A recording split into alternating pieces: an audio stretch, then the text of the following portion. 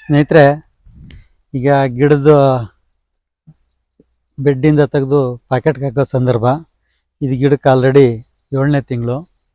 7ರಿಂದ 8 ತಿಂಗಳಲ್ಲಿ ಆಲ್ರೆಡಿ ಪ್ಯಾಕೆಟ್ಗೆ ಹಾಕ್ತೀವಿ. ಯಾಕೆಂದರೆ ಗಿಡದಲ್ಲಿ 1-2 ಬೇರು ಹೊರಗಡೆ ಬಂದಿರ್ತವೆ. ನೋಡಿ ಸ್ನೇಹಿತರೆ, ಈ ಥರ ಗಿಡಗಳು ಮೇಲೆ ಬಂದು ನೋಡಿ, ಈ ಥರ ಬೇರುಗಳು ಆಲ್ರೆಡಿ ಹೊರಗೆ ಬಂದವೆ. ಈ ಬೇರು ಹೊರಗೆ ಬಂದ ತಕ್ಷಣ ನಾವು ಪ್ಯಾಕೆಟ್ಗೆ ಹಾಕಿದರೆ ಪ್ಯಾಕೆಟಲ್ಲಿ ಬೇರು ಬಿಟ್ಕೊಂಡು ಅದು ಗರ್ತಾಗ್ತದೆ. ಈ ಗಿಡಗಳಿಗೆ ಪ್ಯಾಕೆಟ್ಗೆ ಹಾಕೋಕ್ಕೆ ಸೂಕ್ತ. ಮತ್ತು ಇದಕ್ಕೆ ರೈತರಿಗೆ ಕೇಳ್ತೀವಿ, ನಮ್ಗೆ ಇದೇ ಥರ ಬೆಡ್ ಗಿಡನೇ ಕೊಡಿ, ನಾವು ತೊಗೊಂಡೋಗಿ ಪ್ಯಾಕೆಟ್ ಪಡ್ಕೊತೀವಿ ಅಂಥವ್ರು ಕೊಡ್ತಾಯಿದ್ದೀವಿ. ಆಲ್ರೆಡಿ ಕೆಲವ್ರು ತೊಗೊಂಡೋಗಿದ್ದಾರೆ.